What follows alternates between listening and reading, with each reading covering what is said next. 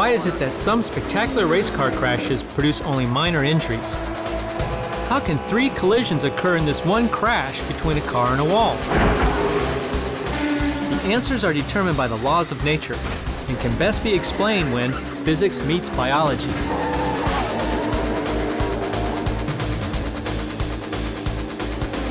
Through injury biomechanics, the study of the effects of forces on the human body, we've learned much about what happens in high-speed race car crashes, and doctors and engineers have used this information to build safer race cars and tracks.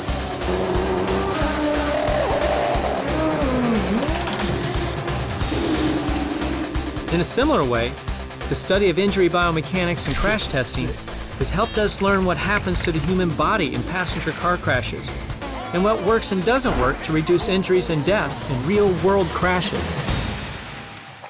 Hi, I'm Griff Jones. I'm a science teacher, and I'm here at the Insurance Institute for Highway Safety's Vehicle Research Center to explore the basic science behind injuries in vehicle crashes.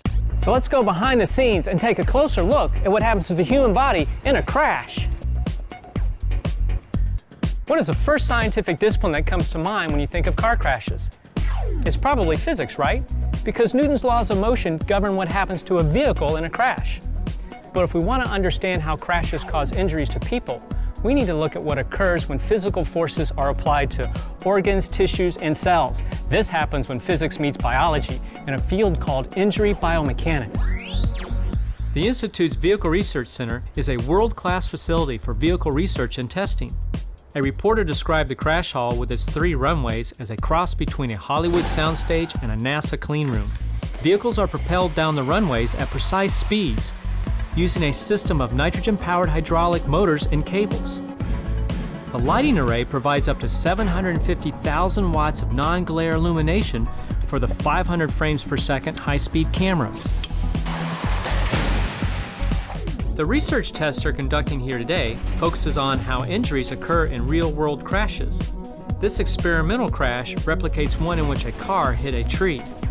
In an attempt to understand injury patterns found in the occupants of the actual crash, researchers have disconnected the airbags. Looking at the driver's chest, we can see the chest deflection reached about 50 millimeters of compression. The chest accelerations 70 to 80 G resultant acceleration range. High likelihood of skull fracture. Very bad. Yeah, very bad. Figuring out what just happened in this test crash is the job of the research engineers here. Using sophisticated tools like instrumented crash test dummies, instrumentation in the car, and slow-motion film, they can analyze every detail and construct a precise picture of exactly what the vehicle and the occupants went through. When research engineers use terms like the chest deflection reached about 50 millimeters, how does that relate to what a human occupant would experience? If chest acceleration is 70 to 80 Gs, which means that a force equivalent to 70 to 80 times the weight of the dummy's chest is pressing on it, is that survivable? How do these guys know the answers? The search for the limits of human tolerance to forces began decades ago. Today's race car and passenger car drivers benefit from biomechanics studies that were conducted during the 1940s, 50s, and 60s in the field of aviation, investigating how to protect pilots and astronauts from the strenuous forces of ejections in high-speed travel. Colonel John Stapp, a medical doctor and biophysicist in the United States Air Force, used himself as the test subject in his investigations of human tolerance to high G environments. From the outside, watch the breakneck stop. In one of his many tests, Dr. Stapp reached a speed of 632 miles per hour before one of the most powerful braking systems of all time stopped him in 1.4 seconds, subjecting him to more than 40 times the pull of gravity, or 40 Gs. His research helped establish the limits of human tolerance to high G environments and saved many lives through development and improvement of protective systems for ejection seats. Realizing the Air Force lost nearly as many men to car crashes as they did to plane crashes, Dr. Stapp began a car crash program using the rocket sled for seatbelt experiments. Human volunteers working with his biophysics research team endured as many as 28 Gs during safety belt tests. This early research laid the foundation for the complex crash analysis that is conducted here today. These dummies are a perfect example of combining science, technology, engineering, and mathematics to produce new tools that extend scientific understanding. They are the modern-day version of Dr. Stapp's volunteers. There's not just one dummy for VRC testing, nor even one type. There's a whole family of dummies for crash testing. This is our crash test dummy family, ranging from a 6-month-old all the way up to a 95th percentile male. 95th percentile of what? That means that it is larger than 95% of the male population in the U.S. Wow, so this is a big guy. Yes, if he could stand, he would be about 6'2", about 223 pounds, pretty big. The female, if she could stand, about 5 foot tall, 107 pounds. How about the smaller dummies? They are called Crabbies. Crabbies. Are they moody? They're not moody, but it stands for Child Restraint Airbag Interaction. And so when we're doing the frontal crash test, it's 50th percentile? Yes. Okay. Side impact is the small female. Side impact dummy is a very complicated dummy. It has the most instrumentation. They have sensors from the head to the toe. The accelerometers give us the acceleration of the mass. The load cell measures force. And then we have the potentiometers that measure the displacement. The ribs actually move. So dummies are very sophisticated. They provide data from many different body regions. But how do we connect this to people? What is the link between all these crash test data and the injuries that people experience in real-world crashes? The dummy is measuring different things. It's measuring acceleration, force, and in some cases, distortion of the body parts. Those measurements can be compared against similar measurements made in experiments on biological tissues, using either animal models or cadaver models to get an idea of how much stress can this body part take before it breaks. So in order to understand whether or not a person would be injured, you need to know how strong the bones are, how strong the tissues are, and what conditions will cause them to break. So the crash test dummies try to get a clearer picture of what's really happening to the people. Is that where the term biofidelity comes from? It's exactly where the term biofidelity comes from. What biofidelity means is the characteristic of the dummy that represents how close to actually being a human being it is. So the higher the biofidelity, the more like a human being it is in representing how it moves, what types of stresses it measures in the crash test, and then the true-to-lifeness of those measurements to the prediction of injury in a real person. This is how research engineers can tell us with precision what a human occupant would have experienced in a test crash. Dr. Stapp's experiments, plus years of research with real biological tissues from cadavers and animals, have produced a set of reference values against which we can compare the stresses and strains the dummies experience. So we can measure these in a test crash and can figure out if they would cause injury to a human occupant. But what do these stresses and strains actually do to people to cause injury? Let's start with some basic anatomy. Your body contains over 100 trillion cells and is structurally organized into 4 levels: cells, tissues, organs, and organ systems. Tissue is a group of similar cells working together to perform a common function. Organs are made up of 2 or more types of tissue working together to perform a specific function. And each organ is part of at least one organ system that performs major activities or processes.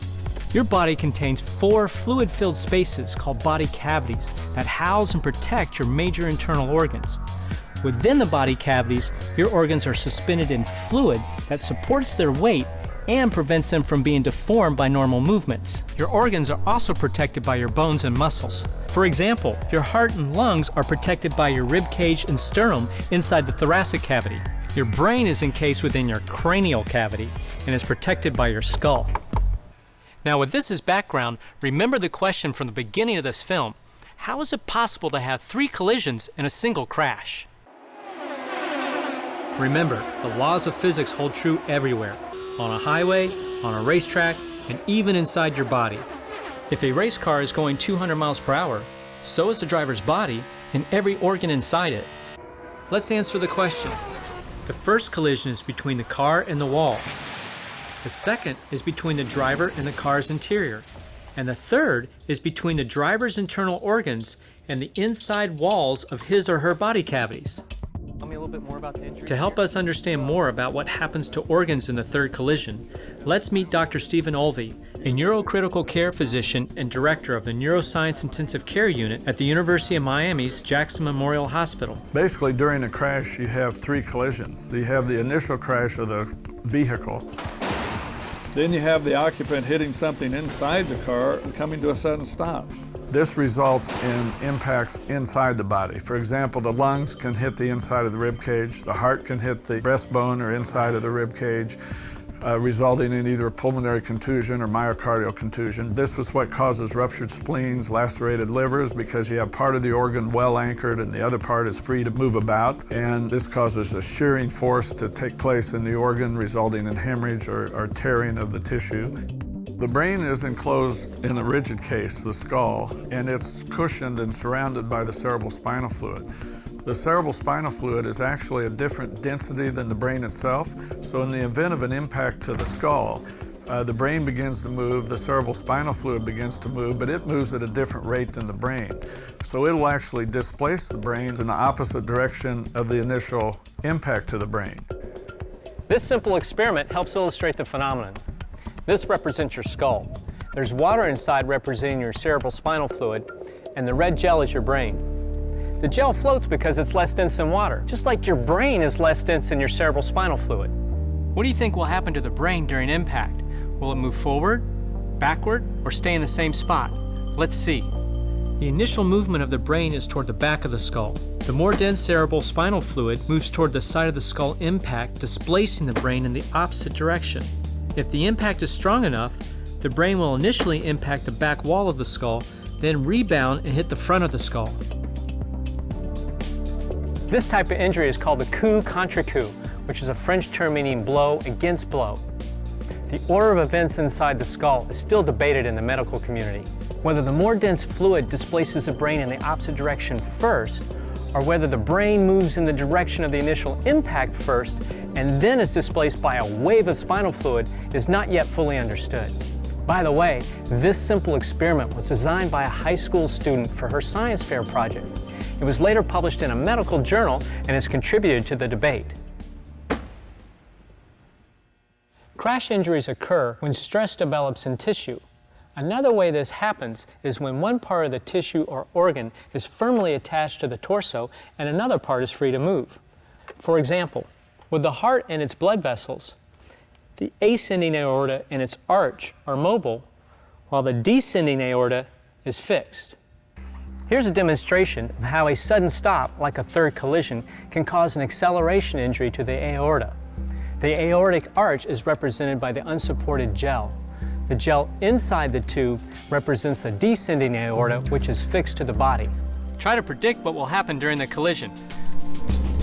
The unsupported section of gel continues forward and tears away from the supported gel. During an actual collision, the fixed descending aorta will decelerate along with the body, while the arch and ascending aorta's momentum keep them moving forward. This difference in acceleration or deceleration causes a tear where the fixed and mobile parts meet. Even the inertia of a blood-filled heart can cause stress and strain on the aortic arch. We've been talking about stress and strain on tissues and organs, and we've seen how a crash applies some of these forces. But what is stress and strain in this context? Stress is a measure of the average deforming force exerted over a defined area of tissue. Stress produces strain, which is a measure of how much the tissue deforms as a result of the stress. This special gel has elastic properties similar to certain human tissue, but not all human tissue is of equal strength. Forces and pressures on the outside of your body cause stress within your tissue. Three basic types of stress are tensile stress from stretching, shearing stress from opposing forces, and compressive stress from uniform compression. Engineers judge the safety of a bridge by comparing the stress on the bridge to the strength of the building materials. Every material, whether it's concrete or different types of human tissue, has a critical stress limit. Stay below the limit and there is no damage or failure. Go beyond the stress limit and there is failure. Trauma to human tissue is like failure to a structure. Here's a block of our special gel. A common type of crash trauma is blunt force. It's a non-penetrating type of injury from a body hitting a rounded or dull object, or vice versa. The impact produces a shock wave that moves through the body, similar to a sound wave moving through air. I'm hitting this gel with a mallet, which will produce a shock wave that is visible in slow motion.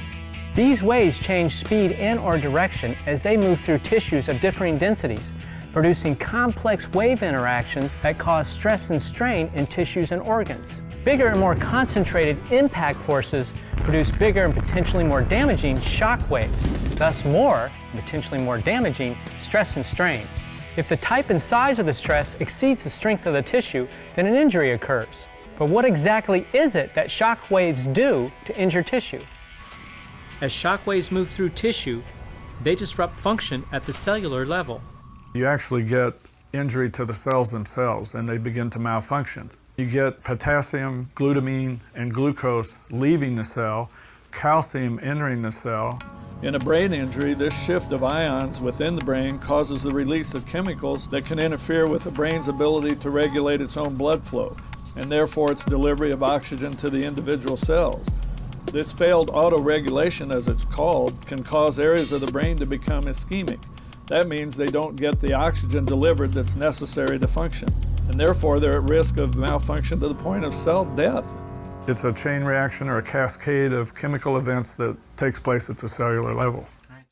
We've seen how injuries occur in crashes. High forces create shock waves, which in turn create stress that can cause tissues and organs to stretch, tear, or compress. This starts a cascade of events that can lead to cell death. So what is the key to reducing crash injuries? It's reducing forces on vehicle occupants. Dr. Olvey's day job is saving lives at the hospital. In his other career, he's a pioneer in the field of race medicine and chief medical officer for the Grand Prix Masters Racing Series. Dr. Olvey organized the first traveling medical team in motorsports. Beginning in the early 1980s, he and his colleagues began collecting data related to race crash injuries in order to identify trends and methodically study injuries. In 1993, Olvey's team began to use professional auto racing as a laboratory to collect and analyze data from onboard crash recorders. This led to significant safety improvements in race car and track design.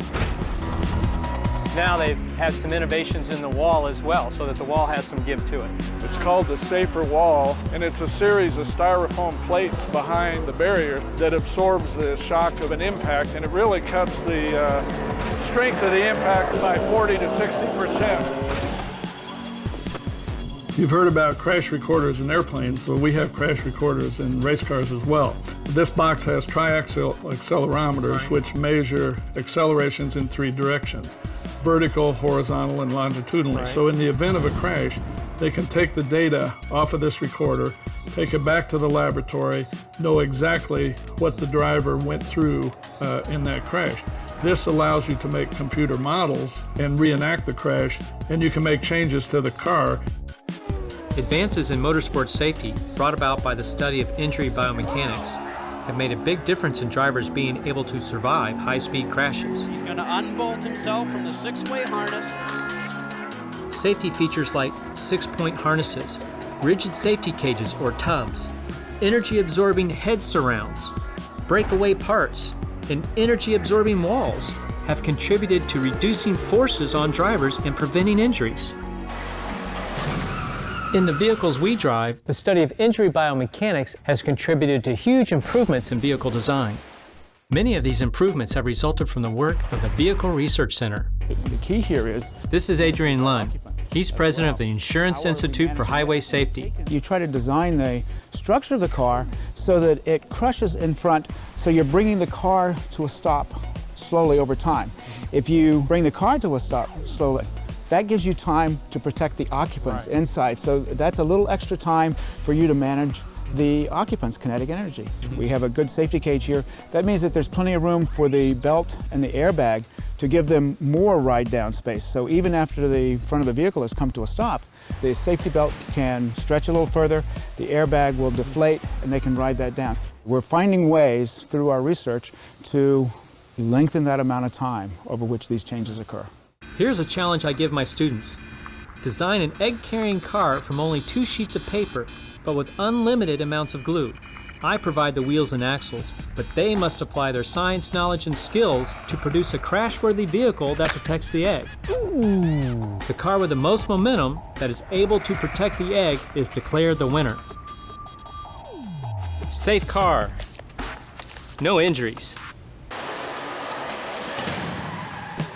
Now in a side impact, it's actually pretty hard to increase the time. So the other thing we do is to try to spread the forces over a larger portion of the body so that no part of the body experiences forces that will cause injury. Right. If you don't do that, then maybe the armrest just comes in and it hits you at once, and it's trying to accelerate your whole body just by pushing on your abdomen. And then you have injuries. If you've got more force in a concentrated area, you've got more pressure. So you've got more stress and strain, which damages tissues and organs. That's right. Force and pressure are closely related, but they are not the same thing. Here's a more dramatic demonstration of the difference. Can you explain why the very sharp nails, trust me, they are sharp, do not puncture my skin? No, it's not magic. It is because my weight is distributed fairly evenly over the nails. The trick is to have a large number of nails. Pressure is equal to the force exerted on a surface divided by the total area over which the force is exerted. The more nails we have on our board, the greater the total surface area I am lying on, and the lower my pressure on any one nail. More nails means less pressure. We have so many nails on our board, we are going to put a 223-pound crash dummy on my chest.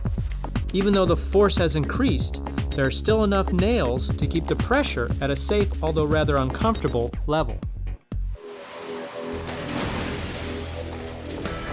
It used to be that crashes were always referred to as accidents. Accidents. But that doesn't tell you how to prevent them. What tells you how to prevent them is to realize that this is a crash. It's a physical thing, it's predictable, it has predictable consequences. It's just the physics and the biology. Whether it's on a racetrack, a rocket sled, or on the highway, the principles are the same. When forces are high on the occupants, there is potential for damage to tissue and organs. Keeping people safe in crashes has to do with extending impact time, keeping the occupant compartment intact, and tying the occupants to the compartment. What happens to the human body during a crash is determined by biology and physics. You can't argue with hard science.